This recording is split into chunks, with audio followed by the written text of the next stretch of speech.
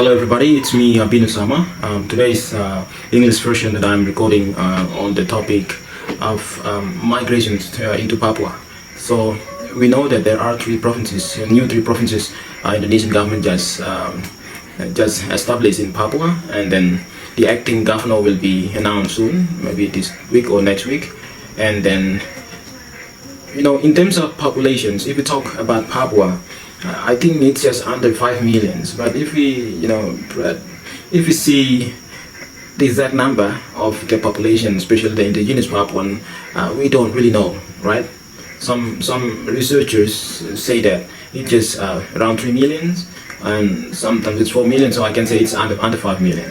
And then, to me, it is not really make sense when the population is just under 5 million.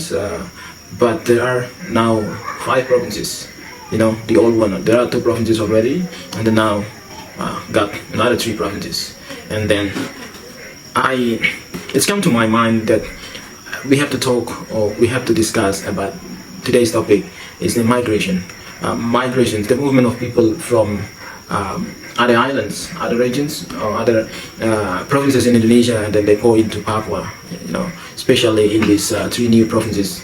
And then I believe that government should do something to protect the local people rights, especially when the people come in without control by the government. It's going to be the outnumber in terms of the people coming in a lot, and then the local people will be just a small populations, and the one they're going to be.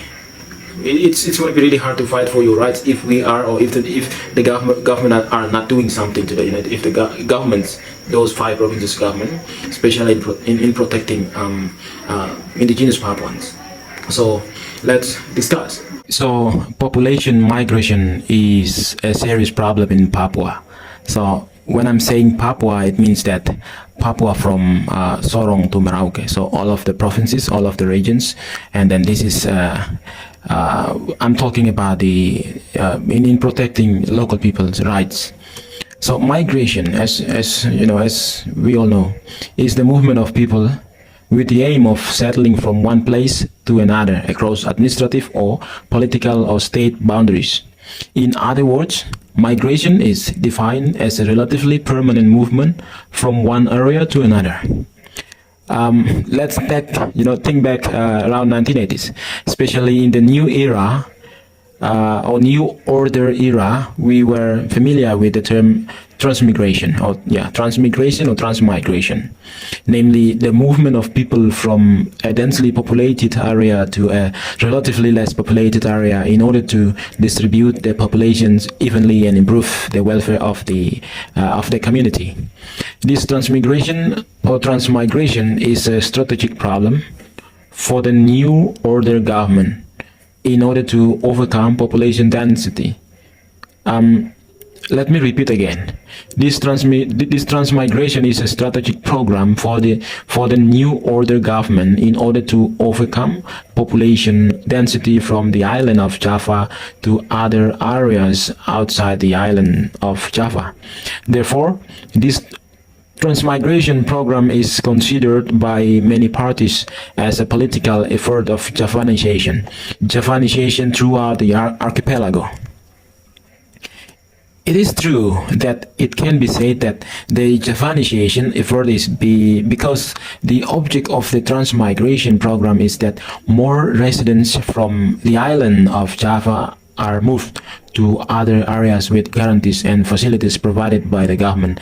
So, these Javanese people, they move to the island, to the islands such as Kalimantan, Sumatra, Sulawesi probably, and of course Papua and West Papua.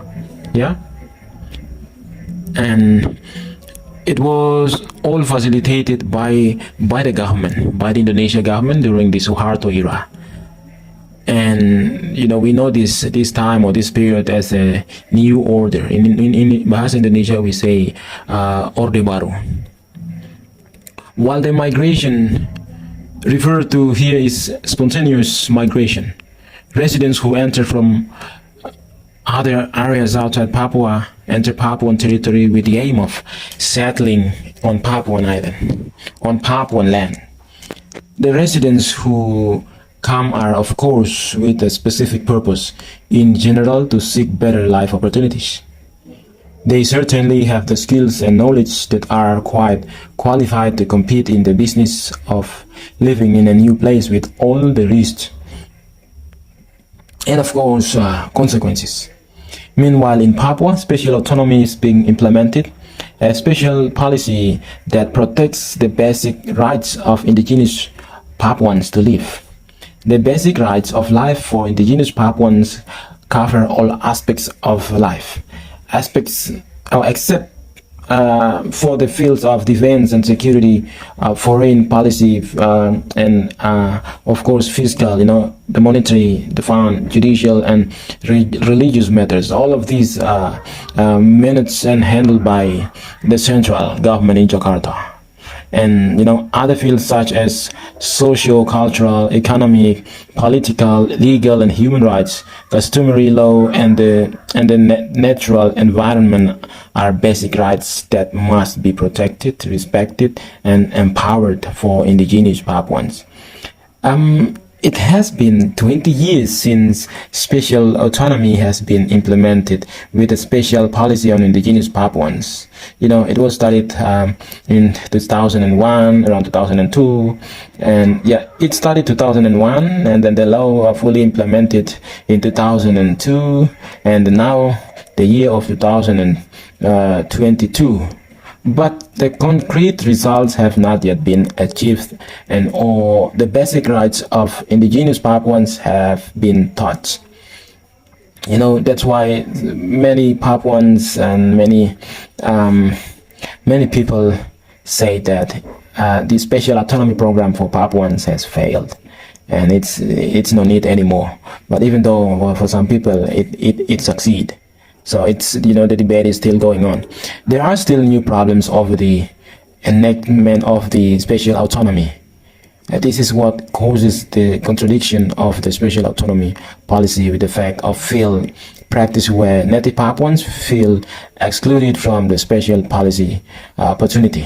The program mainly handled by Jakarta, and then Jakarta, people think that they are doing the best for Papuans, but the Papuans themselves, I also as a Papuan, we think that it is better for include us in their discussion, and then we know better, we know better what we need and what we want in our land for our people and so forth. So why does this happen? Because of the impact of migration, which is difficult to contain, controls the boundaries of customary administration and government in this area. They enter spontaneously with a basic capital of knowledge and skills that are superior to the indigenous Papuan people, and compete in the opportunities that exist, so that they are controlled by them. All of the aspects, most of the aspects like economic, especially, and then other parts also, it's controlled. The majority of people, these people, the migrant, the people who pour in and come into our land. This clearly creates a social gap, encourages a natural process of marginalization, and creates deep social jealousy, which is the place where the seeds of Papal political ideology resides, which continue to thrive and proliferate there. 20 eras of special autonomy in the first states have not been completed yet. There are still problems. A new era of special autonomy policies for the second states has emerged with the same object, namely the protection, empowerment, and respect for the basic rights of indigenous Papuans, which is the goal of the second phase of special autonomy policy. So, ladies and gentlemen, for you are not really familiar with this special autonomy. So, the limit years for this special autonomy for Papuan government was given 20 years. So those 20 years already passed, and then Jakarta promised. What I mean, Jakarta is the central government promised to, bring about a lot of positive impacts, empowering Papuan people to stand in their own land and to lead their own people with prosperity and so forth. All positive things. But then it is not like that. The reality today is not like that. and for the realization of the second phase of special autonomy. So now the government, I think, already added another 20 years. So 2020 to 2042 something. Yeah. The state made a new policy breakthrough by introducing the expansions of new provinces. The presence of the new province is a government solution step to bring the risks of public services closer, accurately, quickly, effectively, and efficiently to the target of living needs of the indigenous Papuans. So, one reason why our government already made these new 3 provinces to be Papuans, even though the population's number is just under 5 million, is the reason is again for the prosperity of the Papuans. So they already failed last 20 years, and now they start with the same promise, and then they started another 20 years. So we will see what will happen. So with the policy of the division of the province, there have been many spaces and opportunities for indigenous Papuans to fill and use as optimally as possible. Indeed, the opportunity has been created widely, but can native Papuans be able to take advantage of these opportunities? This is a big question, because central government running the same, I think, with the same spirit. And then there is, I think, just a little changes on the paper, of course, in some articles of the law, but in the practical level, we don't really know. I think this is something that need to be put all the focus there, and then what's going on, what will happen, and so forth. So reflecting on this experience of the first phase of the special autonomy era, it seems that concrete government actions is still needed that is truly directed at taking sides, protecting and empowering indigenous Papuans. Policies must be strictly regulated through regulations derived from the special autonomy law. Among other things, regulations on migration restrictions and regulations on the protections and empowerment of indigenous Papuans. So what I'm saying is that we need a law, a strict law that protect, or at least stop or limit this migration policy. At least governments should do something to protect or to stop these people from other provinces to coming in. All right, I know they are coming to seek for a better life, for a better opportunity, but if we let them keep coming in, then what should we do to protect our Papuans? To help Papuans out of this long poverty. It is not fair. Papuan natural resources are huge, big, and then they have one of the, I don't know, they have, but in their land there is a big gold mining in the world, but people around this gold mining is still poor, they are still struggling. So these things are a psychological dilemma for indigenous Papuans, where they are worried about the future of their lives.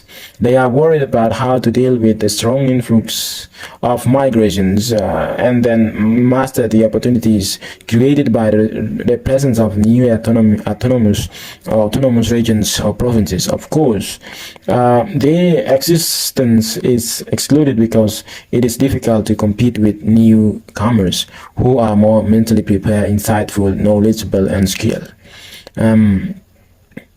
Yeah, so now we wrap up, coming to conclusion. So, ladies and gentlemen, here we need stronger government intervention. Therefore, a tool is needed, as the operational basis of the government in overcoming problems and protecting and empowering indigenous Papuans, namely with the government regulations. In Indonesian terms, as we know, peraturan pemerintah.